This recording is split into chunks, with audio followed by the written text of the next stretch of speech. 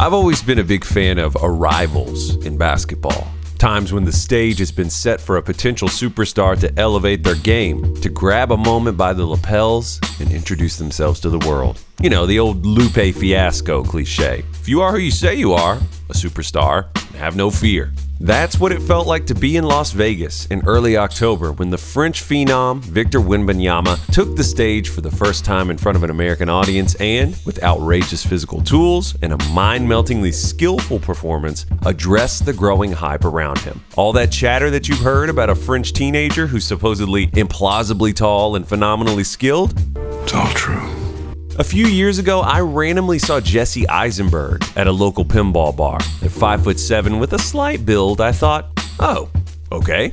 Laying eyes on Victor for the first time, in person and at eye level, was on the other end of the in-person first impression spectrum. I felt like Alan Grant seeing a Brachiosaurus for the first time. And then to see him so coolly and confidently rise to the occasion against the G League Ignite, with a highlight-heavy display of improbable blocks, skillful finishes around the rim, and a cascade of jumpers from nearly everywhere, I came away feeling like I just had a spiritual experience. Wide-eyed and reeling, I felt like I'd seen the future of basketball. Front offices around the NBA likely felt the same way. That's because the man they call Wemby is the latest entry in a truly rare bloodline of player. So few times has something like this happened in the history of basketball. Kareem in 1969, Hakeem in 1984, Shaq in 1992, Tim Duncan in 1997, LeBron in 03. These were prospects that were so special, so obviously context and culture shifting, and so clearly on a path to transcendent superstardom that it's difficult to know just how far teams will be willing to go, or how much they'll be willing to sabotage their seasons in order to have a chance to land his services. There will be plenty of time to fully evaluate Victor Wembanyama as we get closer to the draft, but before we do,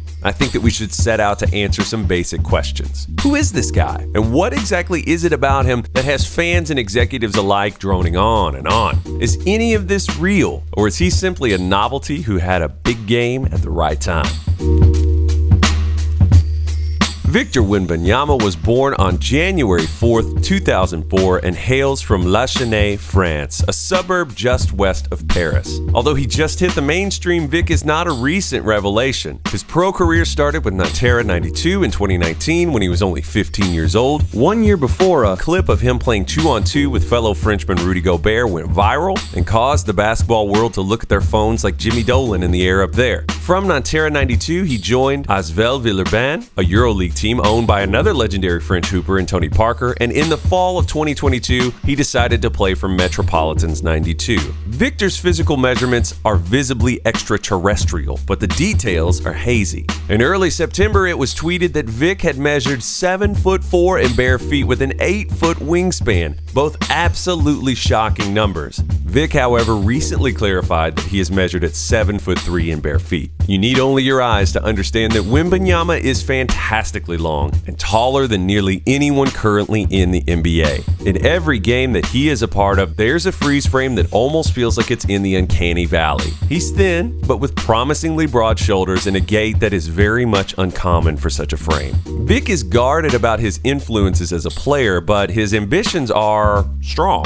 The ultimate goal, is, for example, to acquire Giannis Antetokounmpo's strength condition, or Kevin Durant's skills or something like that, If any person could say this and have it not be comedy, if anyone were capable of truly becoming something that we cannot comprehend, it's Victor Wembanyama. Among active players, the comparisons are difficult. There are currently 5 players in the NBA who stand 7'2" or taller. The beloved Boban Marjanovic, Bol, Kristaps Porzingis, Luke Kornet, and Moses Brown. Only Boban, who is much slower, stiffer, and far less flexible, is comparably as tall and long. Porzingis and Kornet, also significantly inferior athletes, are similar as shooters, and only Bol and Brown are similar in agility. None of them wrap the entire package into one like Wembanyama, and that's not to mention that his feel for the game and competitiveness are a level above any of those players. This rarity forces us to rummage across eras. Only a handful of players in history have had a remotely similar convergence of gifts, and because Vic is growing up impacted by a world where the ball handling and shooting revolutions have already taken place, the skill comparisons are harder to make.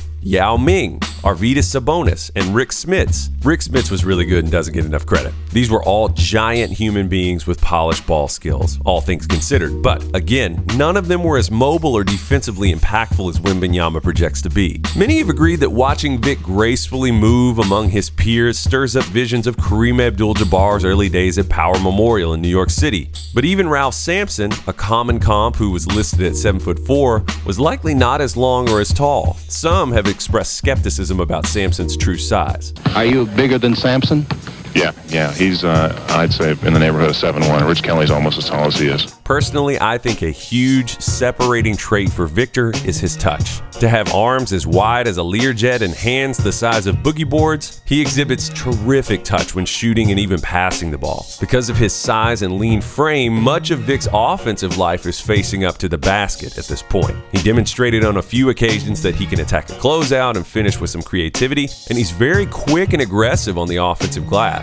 But the most impressive recent development in his game has been the ease with which he's getting to his jump shot. If he were simply catching and shooting at that size, great. His release point is incredibly high, but the flashes of versatility have been remarkable. Even more encouraging when we hear that he's been working with Holger Geschwindner, Dirk Nowitzki's lifelong shooting coach, and by extension the man whose teachings had a profound influence on Kevin Durant. A wise move for someone who seems to prefer rip-through jumpers in the mid-range and off-the-bounce bumps that lead to fadeaways. That said, this is something to keep an eye on. Vic is still streaky and inconsistent as a shooter, which makes his spectacular outburst in Las Vegas, where he went 9 for 18 from 3, a little trickier to contextualize. The circumstances surrounding the shots are certainly a factor, but in the two biggest sustained shooting samples of his young career, he's returned varying results. 18 games during the 2020-21 season when he shot a satisfying 36.4%, and 20 games during the 2021-22 season when he shot a less than stellar 26%. Approaching the rim, Wemby has an absurd catch radius as a vertical spacer, as you'd imagine. His rare flexibility is visible when he takes contact around the rim and is able to not only take a bump, but improvise in the air, extend, and still finish with touch. To be clear, this is not normal for a player who is 7'4". Because of his slight build, he is most frequently popping out of ball screens looking for a jumper or trying to surprise the defense by slipping to the basket. Vic is also capable of making quick passing reads. I love this touch pass to a teammate under the rim, but I wouldn't categorize him as a manipulative passer or particularly creative. If that weren't enough, optimistic projections are that Wembanyama could become one of the more unique defensive anchors that we have ever seen. It could be the result of playing soccer as a goalie growing up, but in sheer size and feel for the game, he is perpetually disruptive. In ball screen coverages, he's quick and mobile enough in his lower body to switch onto smaller players in open space and more than hold his own, and he's long enough to drop or softly show and deter both pull-up shooters and potential lob threats. He contests and erases shots well with either hand, sometimes within the same play. Watch him cause two would-be shooters in one sequence to think otherwise, and then simply wall up to eradicate this challenger at the rim. Look, we're only scratching the surface, but here's the bottom line. When you add the filters of being 7'4" or taller with a wingspan of at least 7'10", exceptional lateral agility and athletic elasticity, touch and creativity as a shooter and a self-creation scorer, high-level impact as a defensive anchor that could reach Defensive Player of the Year status, not to mention the poise and competitive instincts that he shows on both sides of the ball. Once you've added all of those filters, you've filtered out more or less every basketball player who's ever lived. Now, does this mean that Vic will certainly become the best player who ever lived? No. Does it even mean that he'll continue to get better? No. Does it mean that he will avoid injuries that plague the special big guys that precede him? Again, no, it does not.